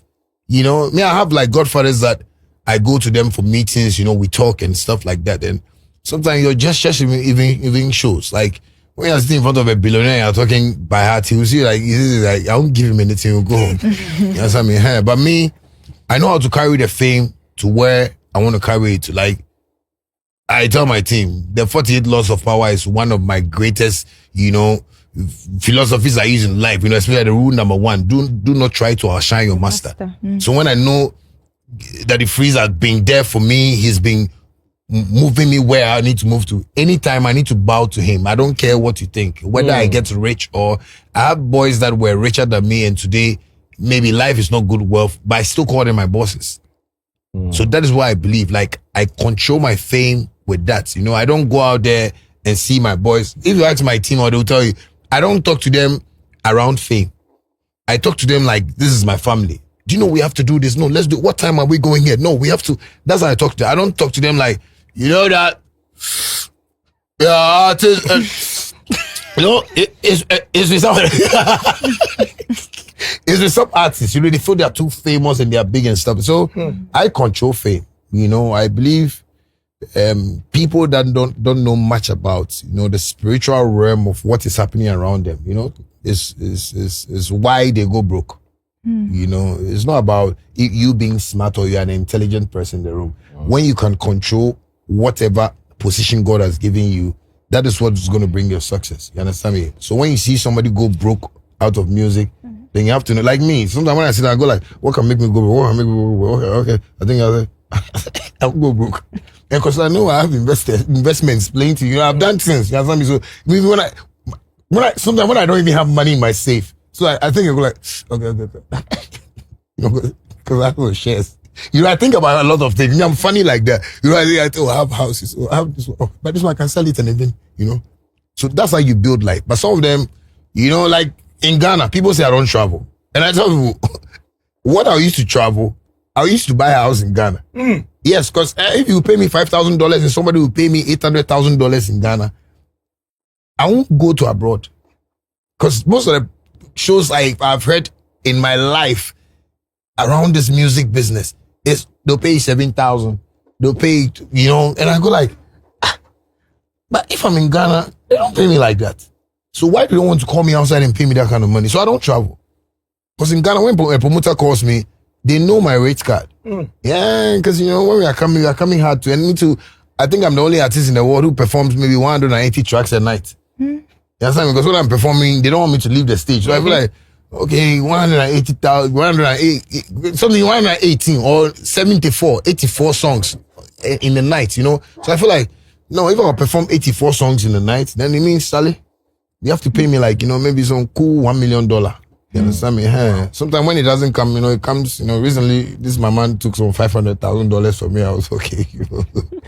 Now, one of the things that a lot of people point to, especially if you deal with artists abroad, is the lavish life. The cars, the jewelry. When I knew you were coming, I decided to wear some diamonds. No, that's why. No, to tally that, to make me very comfortable. I like that. But I wanted to ask, do you think that's a factor in the life of the artist?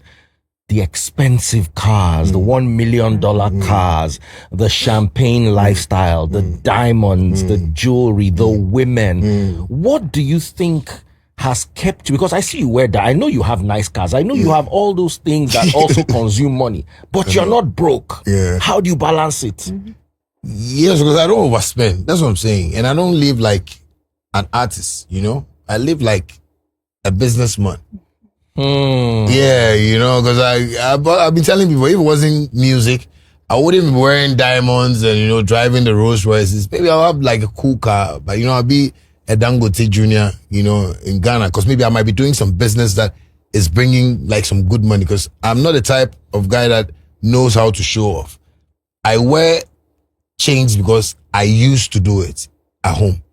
Like my dad's watches. Yeah, I wear them because I feel, I want to look like, but growing up and, managing whatever I've been able to manage and seeing what God is doing around me, I'm saying, okay, this is how the artists are doing it in Atlanta. Okay, then let's all some diamonds, and I buy it with ease, because I feel, I have the money, because if the Atlanta, they don't have the money, me, I have some in Ghana, so that's how come I can be in Ghana, they'll do it for me, customize and bring it. It's not with the mindset of that is how an artist should be.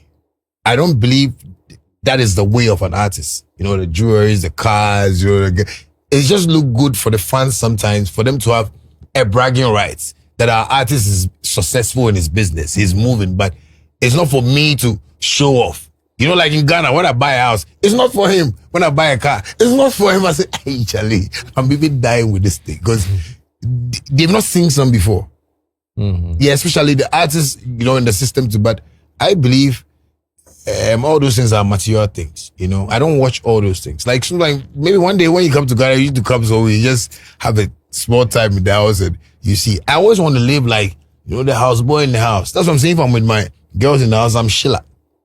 They send me to fetch water, maybe if they're coming to eat, I'll, bring the liquid soap, I'm a nice guy at home, but like, if you find me like houseboy, you like me. So, Shatta, you have spoken about how you know the value you bring, you see your worth, and then you demand for it. And some people say, I have seen videos of you saying that, your colleagues in the Ghanaian music industry should do a lot more so that at least they can level up with their counterparts in the Nigerian music industry. Yeah. What are some of the things that you have seen in the Ghanaian music industry that you say we need to be doing more so that at least we can compare to the Nigerian music industry or even the American music industry? Well, I'll say the truth, nobody speaks the truth around the Ghana music industry. And that is what is worrying many of the artists, because you can find some artists with a lot of streams, a lot of hype, and, they still know okay, but, they don't come out to say it, and that has been the problem. You understand me? Because when Shatta is preaching the positivity, the way forward, to this music life, they don't take it. You understand? They feel, I'm an outcast. I'm the only artist that have been, banned from Ghana Music Award. I'm banned on radio. I'm banned everywhere. Wow. You know what I mean? Apart from the country itself. I'm just short time. The country will ban me. So Nigeria should be the next place for me. So you are banned on radio? Yes, they don't play my songs on radio. Nobody play my songs on radio. Is it because of the explicit content? Maybe boom, boom, bunda? No, not that. Oh, it's because of, that's what I'm saying, the fight. Things I've said. People have really gone hard on. And these are not things that I just woke up and did them.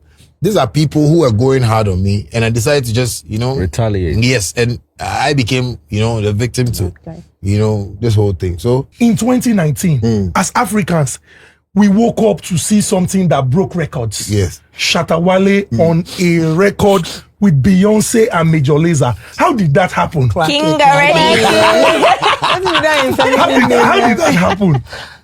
I would say it's a miracle. You understand me? Because I'm an independent artist. I've never been signed by a label before, so me waking up one day for my team to tell me that, Beyonce's team wants to speak to me, it made me think small, because I was like, no, I don't believe, which Beyonce? And they were like, no, Beyonce, Jay-Z's, wife. I was like, hey, Daddy, I knelt down and just prayed quickly because I was like, God, what am I hearing, But lo and behold, it just came to reality because I had to go to America, meet her in person,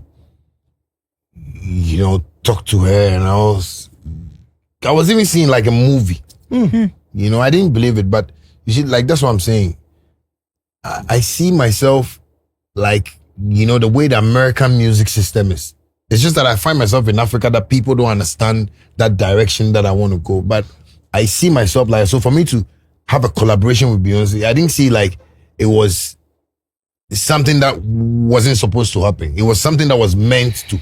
You understand me? So that collaboration came out just like magic. Yeah. So you appear to be somebody who is very family oriented. You have spoken about your dad, your sisters, and you have said you have children. How many kids do you have? No, I have like 4 kids now. For the And oldest counting. is 2 baby mothers and one and another one. 2 baby mothers, someone and the other one. So 1.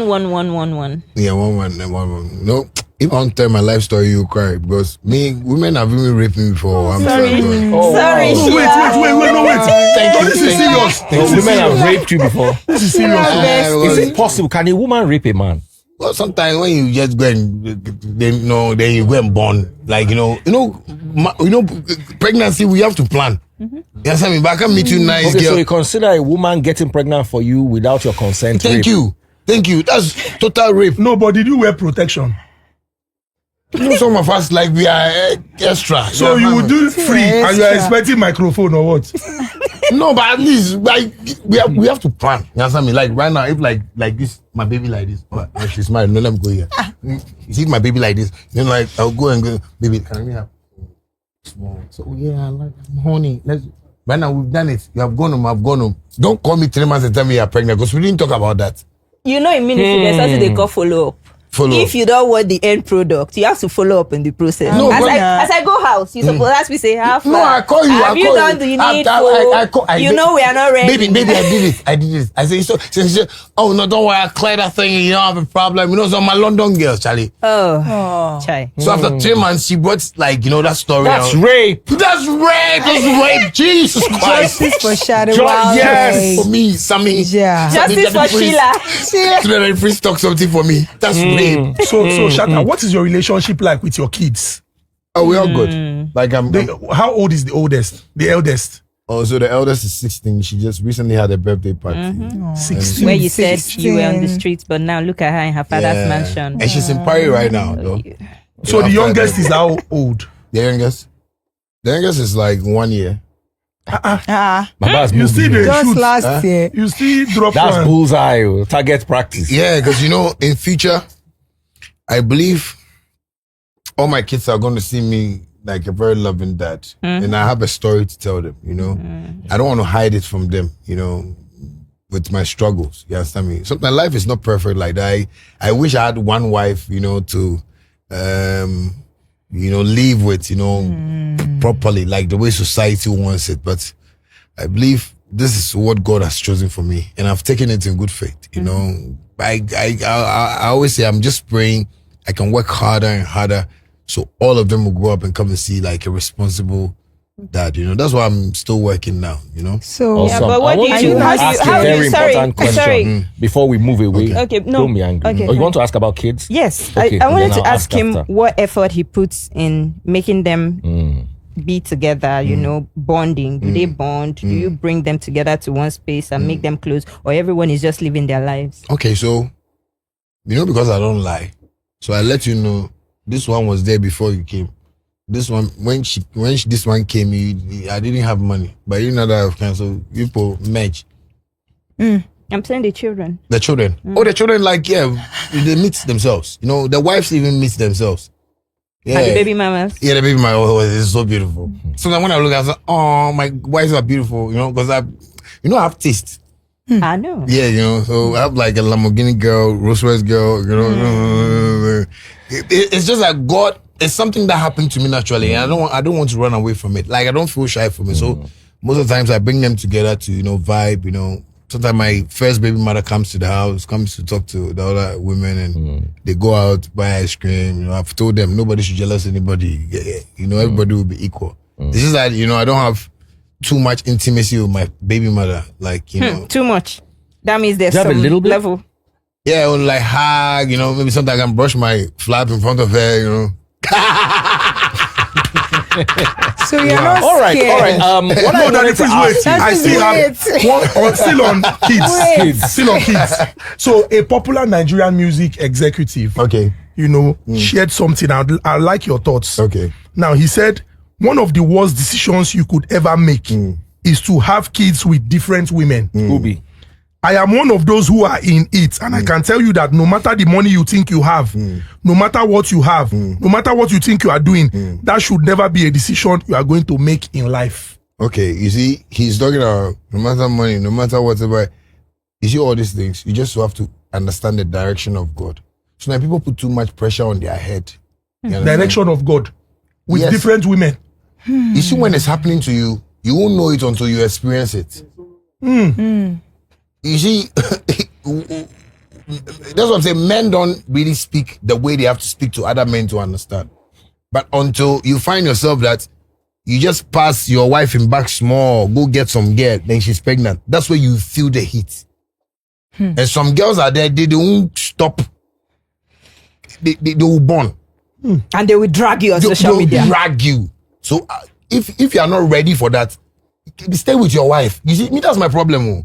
Because all the women I've had something to do with, it was, they know that I had a girl. You understand me? And I told them that don't go and get pregnant. And there you go and get pregnant. They said okay. They got pregnant. They raped you. They raped. I love that I phrase. think God you bless should always have like a contract. with them. Yes. So you won't get pregnant. If Sign. Listen, No, they walk on. listen, guys. Won't use belle, come up Listen, pikin. Shatta is making a point. No means no to Thank pregnancy. you. Thank you. Yes. Please, It's very unfair. important Thank you. question. Thank you. So you're talking about how your daughter is in Paris and all of that, and that's kind of how how you were trained. Are you not scared that any one of your children can actually run outside of your house to the streets like you did with your dad? Okay, when they feel it's right for them, but I'll be in a position, because I don't think I'm going to quarrel with my kids, so I'll be in a position to be, checking up, making sure whatever you're doing, like I'm following up. So you don't have anything in mind that you want your kids, because it's easy to judge our African parents until we find ourselves in their shoes. Is it that, okay, with the way your kids are, especially the eldest one, you don't have anything in mind that you seem to be passionate about, that you feel like it could be a way for her to go? Is there anything you have in mind? You see, I believe when maybe your parents were taking decisions for you when you were young, you were so pissed. But you see, when you grow up, you come to understand that decisions are us. It's not our parents.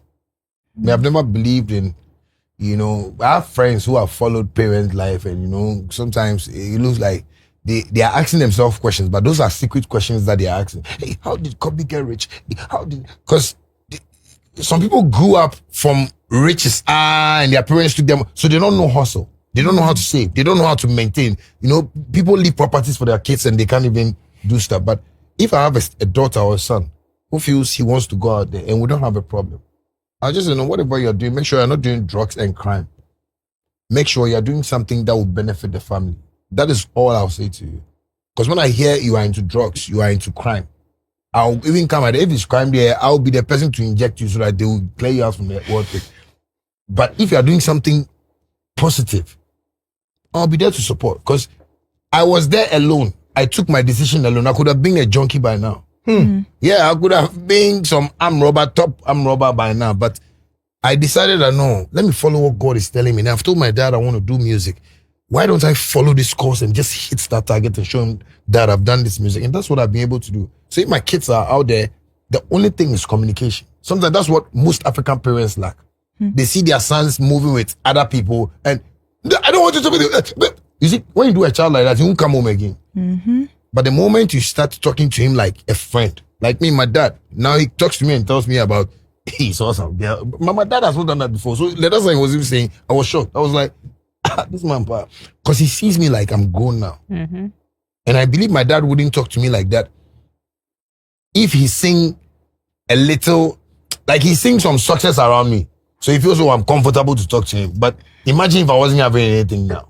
He'll still be talking to me anyhow. So I believe we should hold our kids and guide them. I mean, that's what I believe.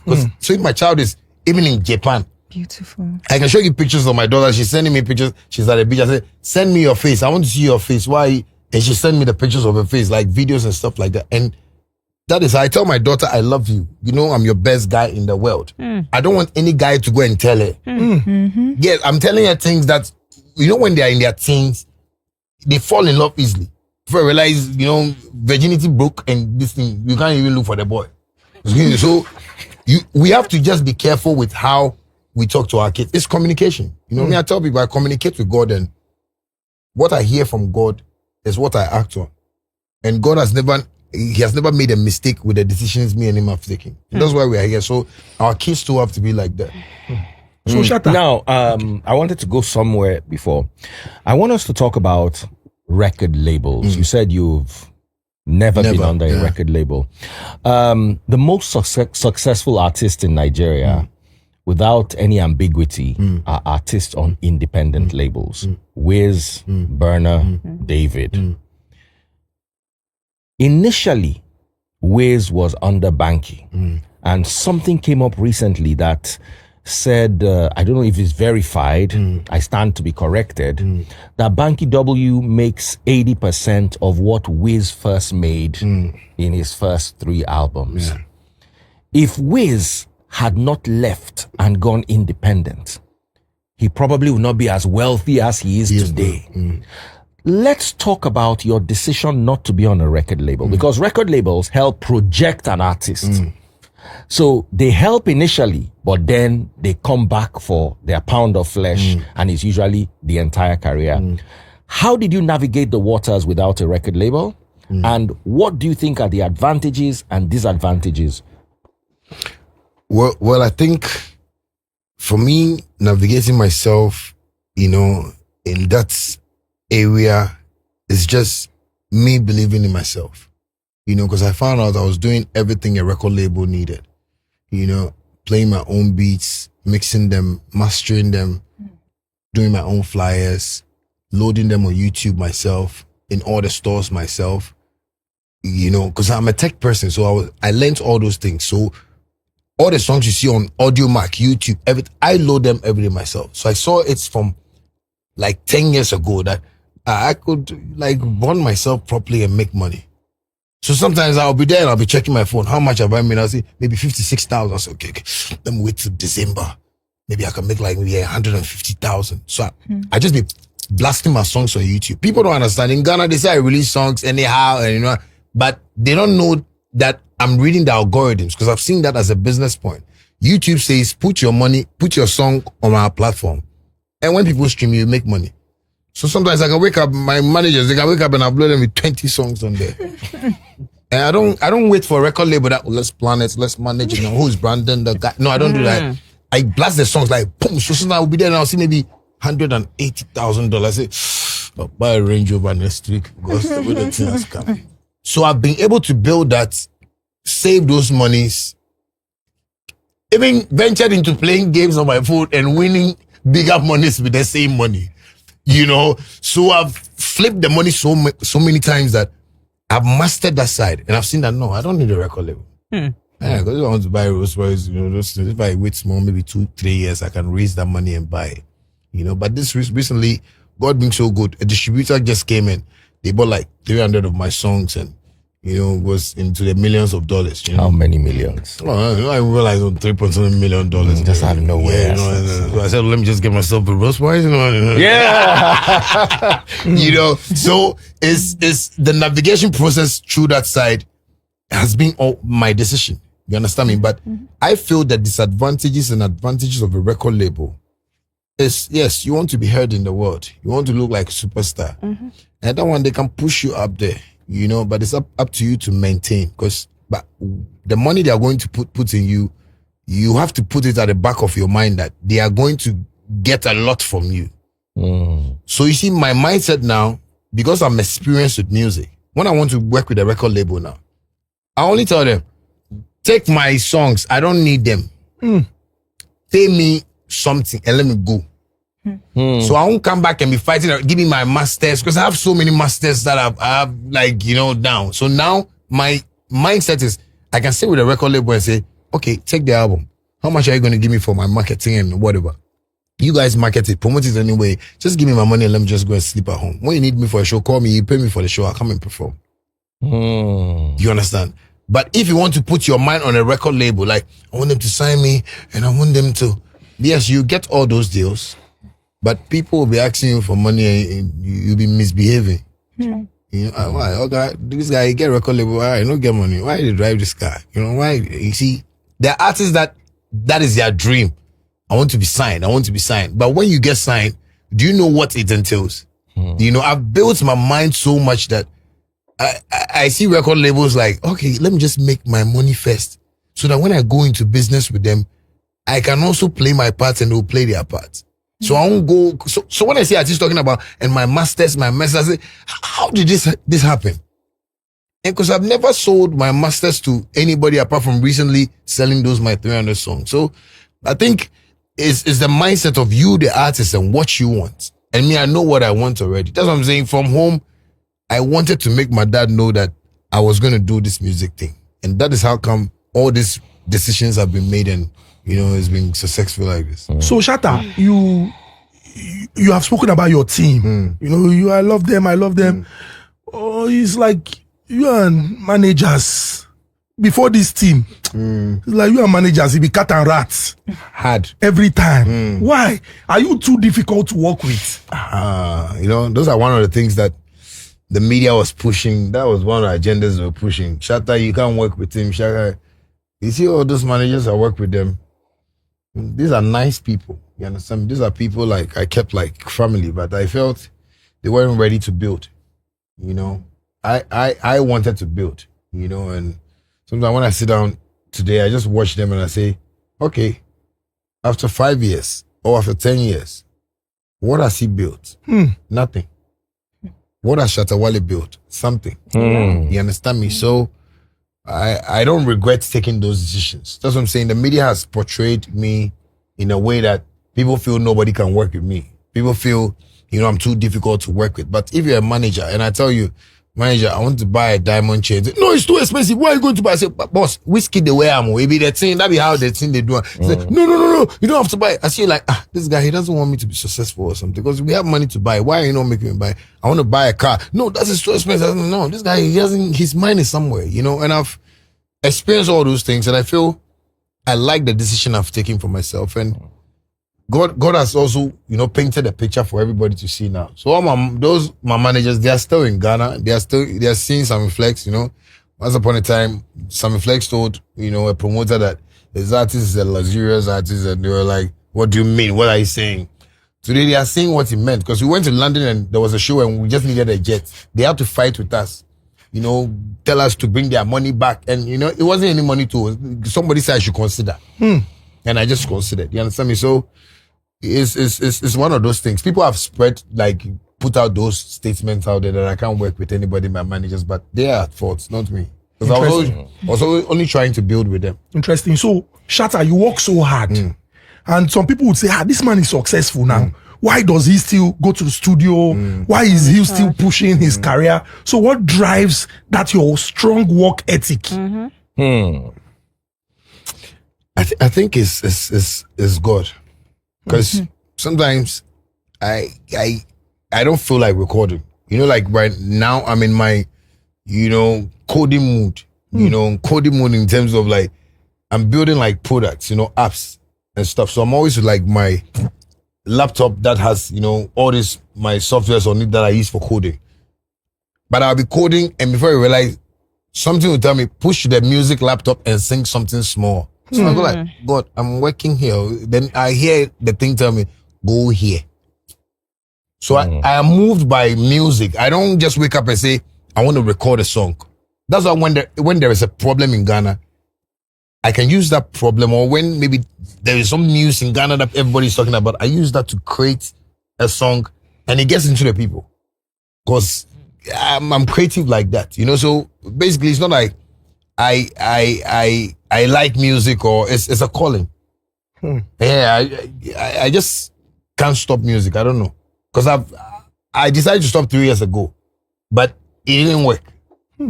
When I decided to stop, that was when the fans were even singing more of my song. I was like, oh, more, this thing, because you see, Ghana is difficult, you know, for people to understand stardom.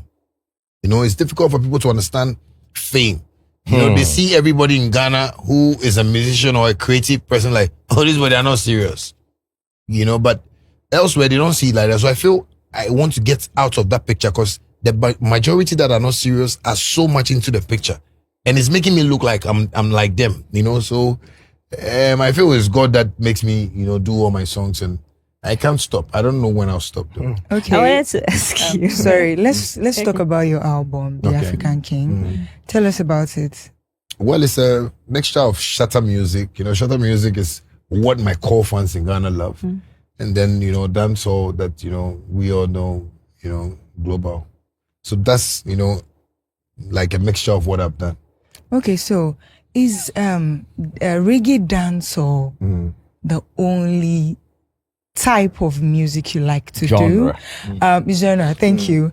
Confession time. I did music for about 8 years. Oh, wow. And I love reggae dancehall. And your songs used to be one of those songs that I would listen to get better at that reggae dancehall.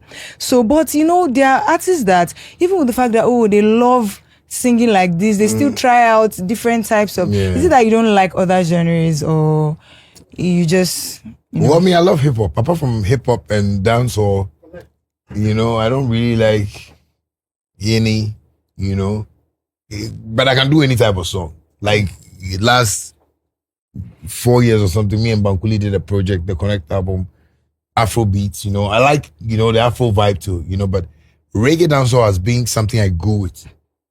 Yeah, I grew up from that. You know, and my dad used to play reggae, and I don't even like the reggae much more, but I can do reggae. Like I have more beautiful reggae songs, but I love the dancehall more because, you know, it gives me that attitude. Me too. Yeah, you know, 'cause it makes me look like a bad man, you know. Yeah, but it depends on how, you know, you love music and you want. I do hip hop too. Like on my new album, I have Count of Monte Cristo, you know, and it's a nice, beautiful hip hop song, like a trap song, and I just put it on the album for people to know like what I can do too when it comes to hip hop. Yeah. You know, for me, you wear many hats. I mean, the music is there, which I love so much.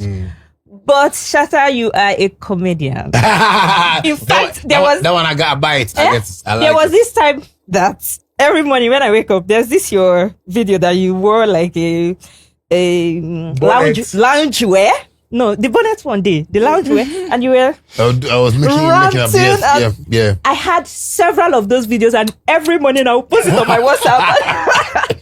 So, how do you manage to stay? For me, you're the king of the Ghanaian internet because You have mastered it. you have mastered it. That's why when you said I tried to stop a little bit, About how do you manage to still dominate that space? Because I know. You know, I think before Ghanaians or the creatives could realize that internet was the ish, I had taken off long time.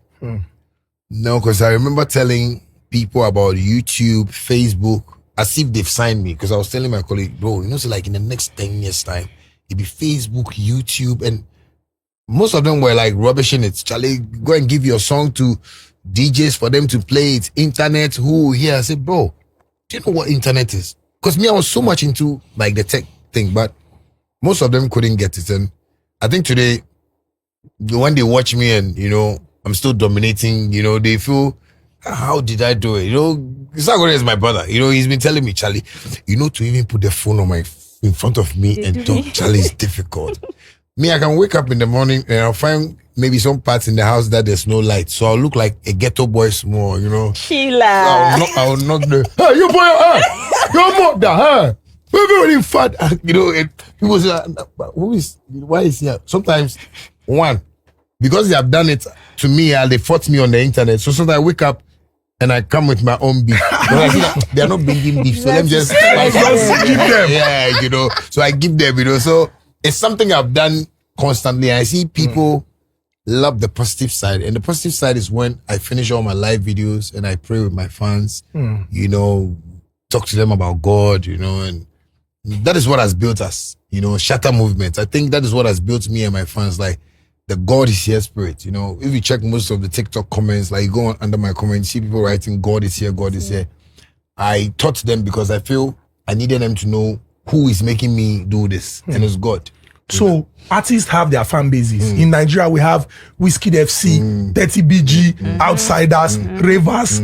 That's your Shatta movement. It's Africa, the whole Africa. They know the year word. No, we brought it. So, that one, I would say the fan base, if it wasn't Shatta movement, I don't think we'll be having the Whiskey FCs and, it's Shatta Wale, it's when I started moving with the fan base, no artist in Ghana was doing that. First it was even Chuck Still Squad, CSS. Chuck Still Squad. Chuck Still Squad. Chuck Still Squad. Yeah, so it was CSS with, some of my boys. And that was how come Samini saw that and they created High Grade Family. They've copied me a lot. But I see when they sit behind the mic like this, they want to, we started this thing. I mean, it's a lie, please. So, we started with a fire because I started moving to the streets myself. I play shows for the street. We've played like free shows a lot. Like I've been the whole of Accra or Ghana. Nobody knows the city more than me. I can say it boldly. Apart from my godfathers, the mafias on the street, I know everybody in Ghana, from president to armed robbers, pickpockets, everybody in the country. So that's why when people are like on my neck like that, sometimes I get scared for them because I feel like the people that will come for you, they are not around here. Yeah, you get what I'm saying? But, we've been able to try to show everybody how life is and how patient we have to be. But I've been able to hold that spot in Ghana. That's why when I see some fan bases, Whiskey FC, okay, I like that, because it's good for Africans for us to have that thing. But if you go back and go and check, there's nobody that has been able to build a fan base in Africa than Shatta movement. Interesting. Final question. 2 people have prophesied that you are going to end up as a man of God. For real. Yes. I'm even a man of God. When I was in heaven, I was the one that was giving God water. No, when you were in heaven. So before my parents gave birth to me, I was very busy with God. When God, I don't like the way you're looking at my face. So when I was in heaven, I was the one that gives God water when he drinks, when he eats, So that's my job. So coming to earth is even a serious problem for me. But to be a man of God has always been me. Like I am a man of God. Already. I don't have to wear, coats. You don't have to join the fake one. Yes, you understand me. So I'm living a godly life. Interesting. Yeah. So the African King album out. Ladies and gentlemen. Yes. Shatta. If you want to enjoy music at its finest, the African Let's King go. album. Download, stream, Pap. enjoy, continue to support I like the way you put Shatta it. Wale. Our